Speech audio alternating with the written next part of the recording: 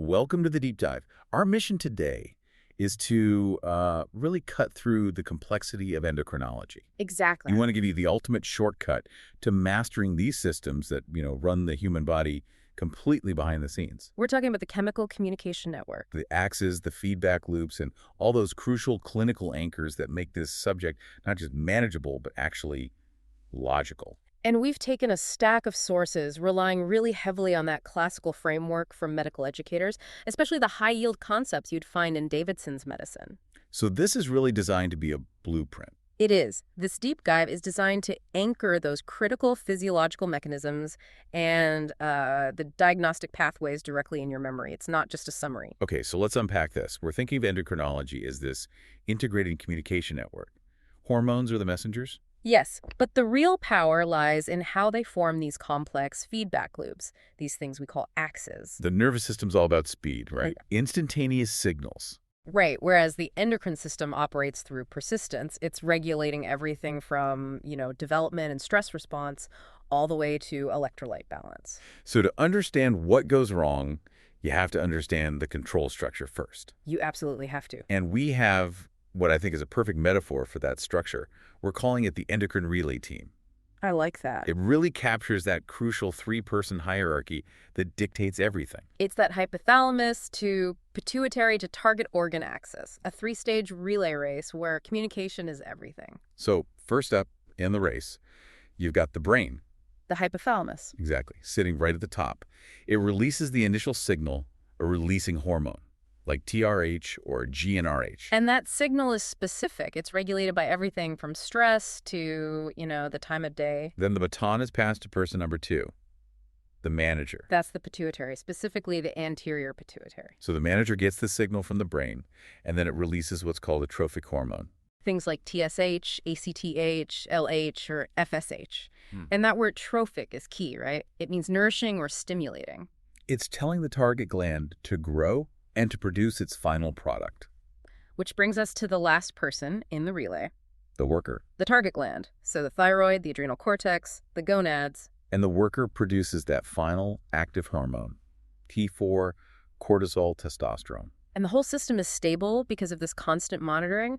When the worker makes enough of that final hormone, it signals back. It signals back to both the manager and the brain to shut down production. That's your negative feedback loop. And the pituitary gets the strongest signal. The pituitary is incredibly sensitive to that feedback. And just understanding that relay structure immediately simplifies diagnosis. Which brings us to our first core principle for the day, the primary versus secondary problem. This is fundamental. If a disease is primary, the problem is in the worker. The target gland itself. The gland is either failing to produce or it's overproducing on its own, autonomously. So an example would be a primary hypothyroidism, like Hashimoto's. Exactly. The worker, the thyroid, is failing. So its product, T4, is low. And because that negative feedback is gone, the manager. The pituitary, yeah. It tries desperately to fix it. It starts pumping out massive amounts of TSH. So on the blood test, you see a really high TSH and a low T4. Simple as that. What I find so useful about this is how it applies everywhere. So if you have a primary excess, like an adrenal tumor making too much cortisol. The high cortisol acts back and just violently suppresses the manager. So you'd see high cortisol and a completely suppressed, maybe even undetectable ACTH. Precisely. And conversely, a secondary problem means the pathology is further up the chain. In the manager or the brain? Usually the manager of the pituitary. Let's say you have secondary hypoadrenalism from a pituitary tumor that's destroyed the ACTH-producing cells. Okay, so the worker, the adrenal, isn't being stimulated. Cortisol is low. But the manager is also failing.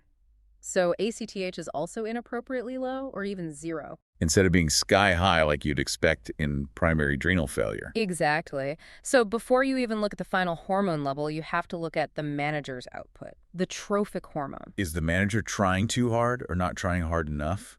That immediately tells you where the problem is. It localizes the pathology right away. Okay, but localization aside, investigating this stuff is tricky. It is. It's inherently challenging because unlike measuring, say, glucose or urea, hormone levels can fluctuate wildly. So the circumstances of the measurement are everything. They're crucial. There are 3 main rhythms to think about.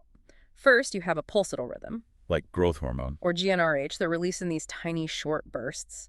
Then you have the circadian rhythm. The 24-hour clock. Cortisol is the classic example. It peaks sharply right after you wake up, around 8 a.m., and then drops to its lowest point, the nadir, around midnight.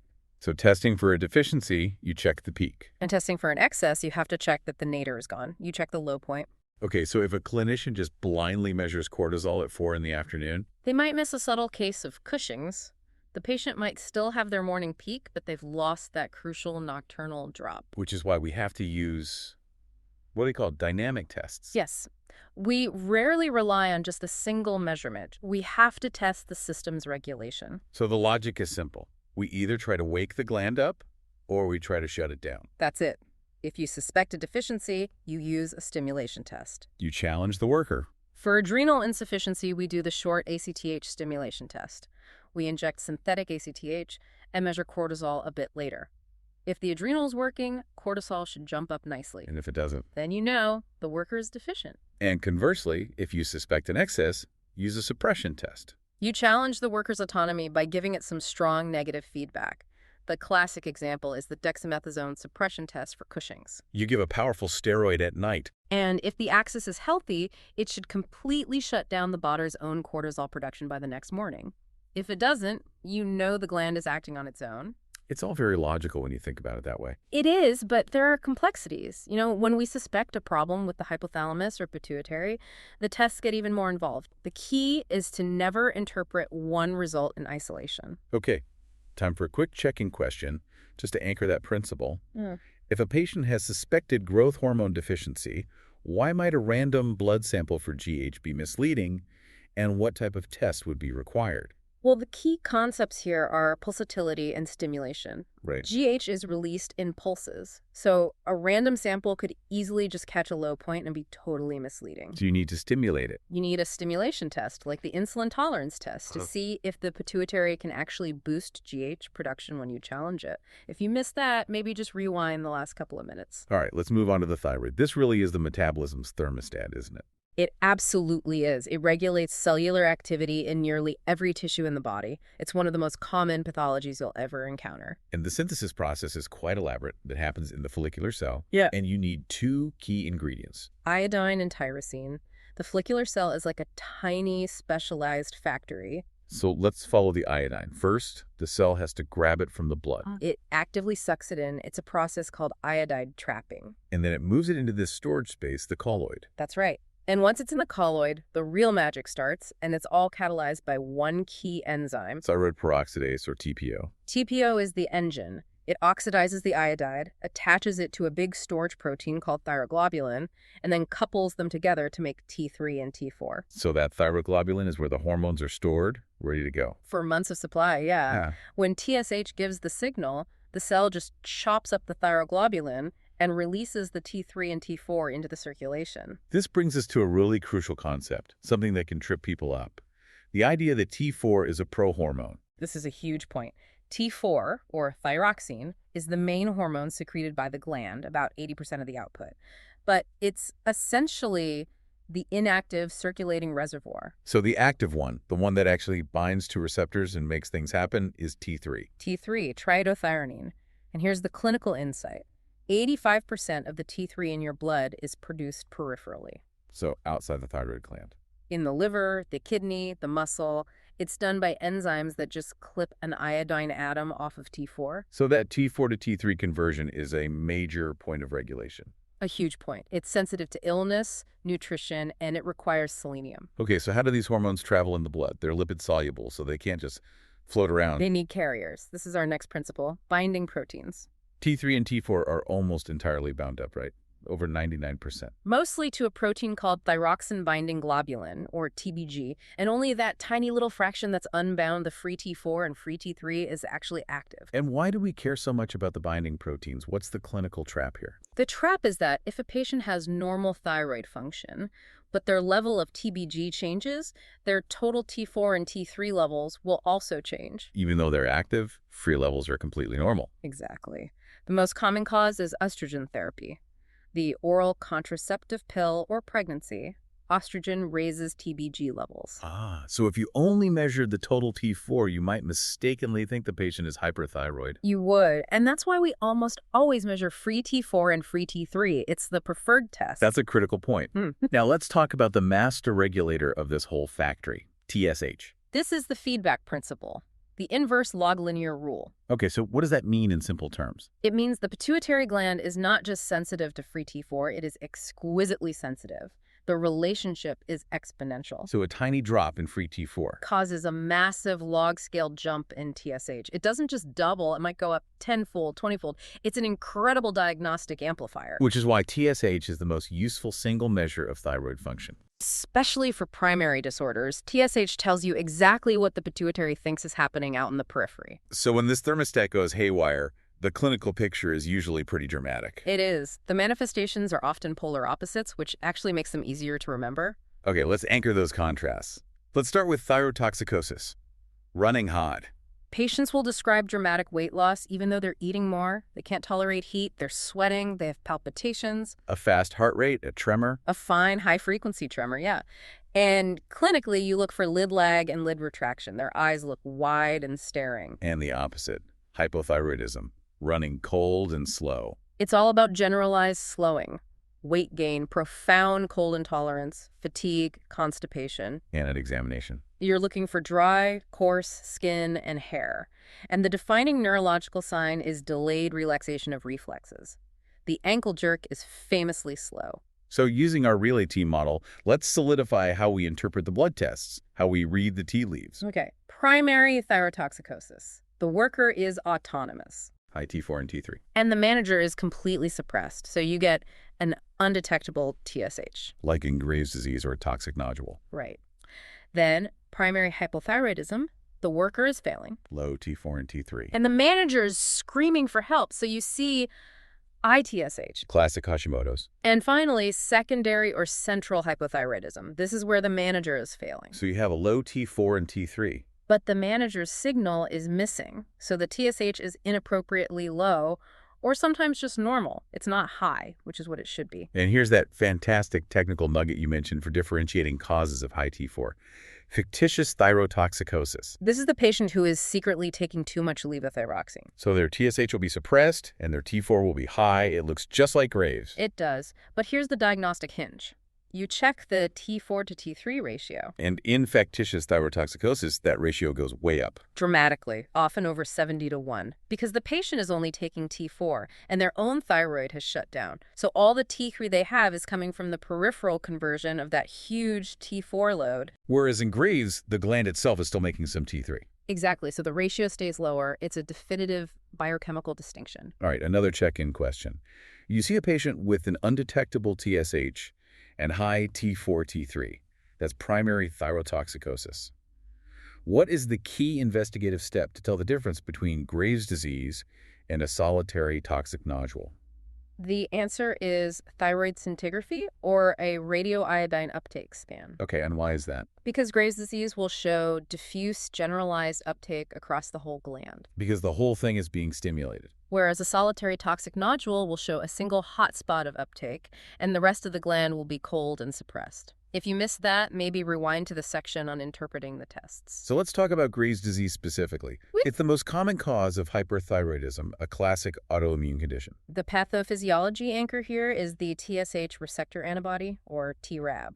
And unlike most autoimmune antibodies that cause destruction, these are stimulating antibodies. They're IgG antibodies that bind to the TSH receptor and just turn the factory on full blast, 204/7. leading to massive hormone excess and a goiter. And TRAB is detectable in over 95% of cases. It's a very specific test. What's really unique about Graves, though, are the extrathyroidal features, the things that happen outside the thyroid. Yeah, we're talking about Graves' ophthalmopathy and pertibial myxoedema. The ophthalmopathy, the bulging eyes, the double vision. That's caused by the same autoantibodies attacking tissues behind the eye, causing swelling and inflammation. And then there's pertibial myxoedema. Those raised, purplish, non-pitting plaques on the shins, they have a very distinctive peau d'orange, or orange peel texture. For treatment, we often start with antithyroid drugs, like carbimazole. Which works by inhibiting that key enzyme TPO. We typically use it for about 12 to 18 months. But the relapse rate is really high. 50 to 70%, which is why we often need to move on to other options like radioactive iodine or surgery. Radioactive iodine is effective, but it has a specific risk. It can worsen existing Graves' ophthalmopathy, so sometimes we have to give prophylactic steroids with it. Now for the crises. Let's start with the slow freezing danger, myxoedema coma. This is rare, but it's incredibly deadly, up to 50% mortality. And it's basically life-threatening hypothyroidism. Characterized by a profoundly depressed level of consciousness and severe hypothermia, their temperature can drop as low as 25 degrees Celsius. And the treatment order here is absolutely paramount. Yes. Urgent treatment involves 5e hydrocortisone, 100 milligrams, stat, volume replacement, and slow rewarming. But the hydrocortisone must be given before the thyroid hormone replacement. Why is that so critical? Because profound hypothyroidism can cause a secondary adrenal suppression. If you give T4 replacement first, you suddenly ramp up the body's metabolic demand. And if the adrenals can't respond? You'll precipitate a lethal adrenal crisis. Right. The hydrocortisone is a safety blanket. You have to give it first. And the opposite crisis is the hot, agitated danger, thyroid storm. Again, high mortality, maybe 10%. Usually triggered by an infection or surgery. And it's just an exaggerated hyperthyroid state. Extreme fever, agitation, psychosis, a very fast heart rate, and rapid onset of cardiac failure. And the treatment requires a multi-pronged attack. Propranolol for the symptoms, glucocorticoids for adrenal support, and the specific drug of choice for suppressing the hormone is propylthiouracil, or PTU. Not carbimazole. Not in a storm. PTU is preferred because it has a dual action. It inhibits new hormone synthesis, like carbimazole, but it also inhibits that crucial peripheral conversion of T4 to the active T3. So it gives you a faster, more aggressive reduction in the active hormone? Exactly. Okay, finally, let's just quickly revisit iodine itself and its paradoxes. First, we have the Wolff-Chaikoff effect. This is the thyroid's own temporary shutdown mechanism when it sees a huge load of iodine. It temporarily inhibits hormone release. We use this deliberately before surgery to make the gland less vascular and stop hormone release. But it only lasts about 10 days. And the flip side of that is the Jod-Basedow effect. This is what happens when you give iodine to someone who already has a diseased thyroid, like a multinodular goiter. Some of those nodules might be autonomous. They are, and when you give them the raw material they were lacking, they go into overdrive, and you can precipitate iodine-induced thyrotoxicosis. Okay, moving down from the neck, let's get to the adrenal glands. They govern our stress response, immunity, electrolyte balance. This axis is critical. It is. And the adrenal cortex is layered. Each layer makes a different steroid class. This is our adrenal zoning anchor. The outer layer, the zona glomerulosa, makes aldosterone for salt control. And the middle and inner layers, the fasciculata and reticularis, make cortisol and adrenal androgens for stress and sugar control. And this is where we find that incredible bit of engineering we talked about before, the cortisol firewall. It's fascinating. Cortisol has the ability to bind and activate the mineralocorticoid receptors in the kidney. Which would cause chaos with our salt balance. It would. So in the cells that have those receptors, there's an enzyme, 11-beta-HSD2, that rapidly converts active cortisol into inactive cortisone. It acts like a firewall. It's a chemical defense mechanism. It is. And the clinical vulnerability is shown by licorice. The glyceric acid in licorice inhibits that enzyme. So cortisol gets past the firewall. And acts freely on those mineralocorticoid receptors, causing hypertension and low potassium. Let's talk about Cushing's syndrome chronic cortisol excess. It can look a lot like metabolic syndrome. It can, but the clinical anchor for Cushing's is the protein wasting clues. So beyond the central obesity in the moon phase, you're looking for signs of protein breakdown. Exactly. Easy bruising, really thin skin, wide purple stretch marks, and crucially, proximal muscle weakness. Difficulty getting up from a chair. The diagnostic pathway is rigorous. And step one is to exclude the most common cause. Rule out iatrogenic causes. You have to ask about all steroids, oral, injected, even high-dose topical creams or inhalers. And once that's ruled out, you have to confirm the excess. Using tests like the overnight dexamethasone suppression test or a late-night salivary cortisol, you're looking for that loss of the nocturnal drop. And if that's positive, step 3 is localization using the ACTH split. You measure ACTH, the manager hormone, to find the source. So if ACTH is low or undetectable, It points to an adrenal cause. The worker is eponymous. A tumor in the adrenal is making the cortisol and suppressing the pituitary. The next step is a CT scan of the adrenals. Okay. And if the ACTH is high or normal? Then it's either a pituitary tumor Cushing's disease or an ectopic source, like a small cell lung cancer. Yeah, how do you tell those two apart? You can use the high-dose dexamethasone suppression test. The idea is that pituitary tumors often retain some ability to be suppressed by a really high dose of steroids. Whereas an ectopic source is completely autonomous. Completely. And ectopic sources often cause two other severe features because the ACTH is so high: intense skin pigmentation and a profound hypokalemic alkalosis. Right, the cortisol is so high it just overwhelms that firewall in the kidney. Okay, time for our clinical checkpoint. If you suspect Cushing's and the ACTH is already undetectable, why is ordering a high-dose dexamethasone suppression test the wrong next step? Because the undetectable ACTH has already given you the answer. It's an adrenal cause. The pituitary is already shut down. There's nothing to suppress. The high-dose test is only used when ACTH is elevated to distinguish pituitary from ectopic sources. If that didn't click, revisit the ACTH split pathway. Now for the deficit side, adrenocortical insufficiency or Addison's disease, insidious and deadly. Yeah, vague symptoms: chronic fatigue, weight loss, postural hypotension. The biochemical hallmarks are low sodium, so hyponatremia, and often high potassium. And the essential clinical differentiator is the color of the patient's skin. In primary insufficiency, or Addison's, the adrenal gland is destroyed. Low cortisol means the pituitary is pumping out tons of ACTH. And that high ACTH causes pigmentation. Hyperpigmentation, yeah, in skin folds, scars, inside the mouth. Whereas in secondary insufficiency, where the pituitary is failing, ACTH is low, so the patient is characteristically pale. And the ultimate emergency is the Addisonian crisis. A sudden drop in cortisol, usually due to an infection or stress. It causes shock, profound hypotension, hypoglycemia. And the rule is? Do not delay treatment for results. Stabilize the patient first. IV hydrocortisone 100 milligrams stat and aggressive fluid resuscitation. For chronic replacement, we try to mimic the body's natural rhythm. We do. Oral hydrocortisone, split dosing more in the morning, less in the afternoon.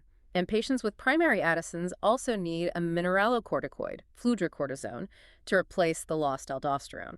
And they all need to know their sick day rules. Absolutely. They need a steroid emergency card and know to double their dose when they're ill or to inject hydrocortisone if they're vomiting. Okay, last part of the adrenal cortex. Hyperaldosteronism, a major, often missed cause of high blood pressure.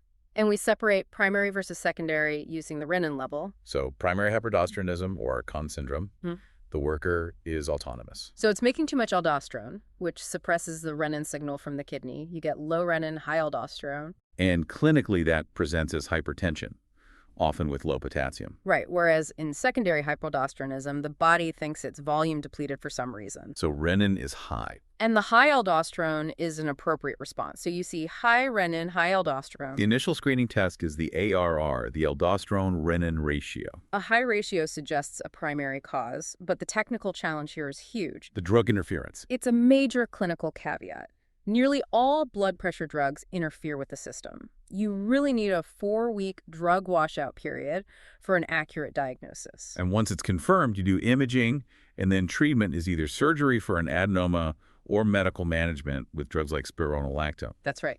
Let's transition now to the gonadal axis. This is all governed by that pulsatile release of GnRH from the brain, leading to LH and FSH from the manager, which drives sex steroid production in the worker. And a common presentation here is delayed puberty. The key question is the clock just slow, or is it fundamentally broken? Exactly. So case 1 is constitutional delay. This is just a normal variant. The clock is slow. And the anchor here is that their bone age is delayed compared to their chronological age. They're just late bloomers. They'll get there on their own. Okay, case 2, hypogonadotrophic hypogonadism. Hypo. Here, the brain or the manager is broken. It's failing to stimulate the gonads. So you have low LH and FSH and low sex steroids. And the classic example is Kallman syndrome. GnRH deficiency plus an inability to smell. And because of the long-term lack of sex steroids, their long bones don't fuse properly, resulting in that characteristic unicoid habitus tall stature with disproportionately long limbs. And finally, case 3, hypergonadotrophic hypogonadism, hyperhypo. Here, the worker, the gonads are failing. So the manager, the pituitary, is trying desperately to compensate. So you see high LH and FSH, but low-sex steroids. This is typical of primary gonadal failure, often from a chromosomal issue. Like Turner syndrome in females, 45XD. The main anchor here is short stature due to SHOX gene haploinsufficiency. They also have streak ovaries, so they have primary ovarian failure. And they have other associated features, like a webbed neck and cardiac risks. Bicuspid aortic valve is a big one. They need lifelong surveillance. And in males, we have Klinefelter syndrome, 47,000XXY. They're usually tall, but the defining pathology is seminiferous tubule dysgenesis. Their tests are small and firm. So they also have primary testicular failure, low testosterone, high LH and FSH. And they often present with gynecomastia and have an increased lifetime risk of things like type 2 diabetes and male breast cancer. Now for PCOS, polycystic ovary syndrome, this is incredibly common. It is, affecting up to 10% of reproductive age women. It's a very heterogeneous disorder. And the diagnosis needs 2 of 3 criteria. Yeah. Androgen excess, Like hirsutism or acne, chronic anovulation, irregular or absent periods. and polycystic ovaries on an ultrasound scan. Right, but the crucial physiological anchor here links the reproductive system back to metabolism. PCOS is strongly driven by insulin resistance, So the high insulin levels act on the ovaries. stimulating them to produce excess androgens, like testosterone. This androgen excess drives the symptoms and disrupts the menstrual cycle. Which means management has to start with lifestyle. Absolutely. Even a modest 5–10% weight loss can significantly reduce insulin resistance, lower androgen levels, and often restore regular periods. And for managing the hirsutism, patients need to be patient. They do. Anti-androgen therapies are effective, but because of the hair follicle life cycle, it takes at least 3 months of consistent use to see any real improvement. Okay, let's move to our last section. Calcium homeostasis and the pituitary. 2 independent but critical areas. Let's start with the parathyroid glands, the calcium guardians. So parathyroid hormone, PTH, is released when serum calcium falls. And its job is to raise calcium, often at the expense of phosphate. It does this in 3 main ways. In the kidney, it increases calcium reabsorption. It mobilizes calcium from the bone. And critically, it activates vitamin D. Yes, it converts it to the active form, 1025-dihydroxyvitamin D, which then massively enhances calcium absorption from the gut. And when this system fails and calcium gets too low, we see tetany. And there are 2 classic clinical signs. These are our hypocalcemia anchors. First, Trousseau's sign. Inflating a blood pressure cuff causes a painful hand spasm. It's highly specific. And second is Chvostek's sign. Tapping over the facial nerve causes twitching. It's less specific, but still a useful sign. Now, the most common cause of high calcium in the community is primary hyperparathyroidism. Usually from a single autonomous parathyroid adenoma. So the labs show high calcium plus a high or inappropriately normal PTH. Exactly. PTH should be completely suppressed by high calcium. If it's not, the gland is acting on its own. And that complicates the diagnosis of a rare genetic condition, FHH. It does. Familial hypercalcemia. They have a faulty calcium sensor, so their labs look similar. The key difference is that FHH patients have very low urinary calcium excretion, whereas HPT patients usually have high urinary calcium. Okay, let's finish with the pituitary gland itself, the manager. Our anatomical anchor for all pituitary mass lesions is the visual field thread, If a tumor grows upwards, it can compress the optic chiasm. where the nasal nerve fibers from both eyes cross over. And this classically causes bitemporal hemianopia. Loss of vision in the outer halves of both visual fields. It's a neurosurgical emergency. And if the gland itself is damaged, hormone loss follows a predictable pattern. This is the hypopituitarism sequence. It usually goes GH first, then gonadotrophins, then ACTH, and finally TSH. Let's focus on the most common functioning tumor, the prolactinoma. Prolactinomas secrete prolactin, causing symptoms like amenorrhea and galactorrhea.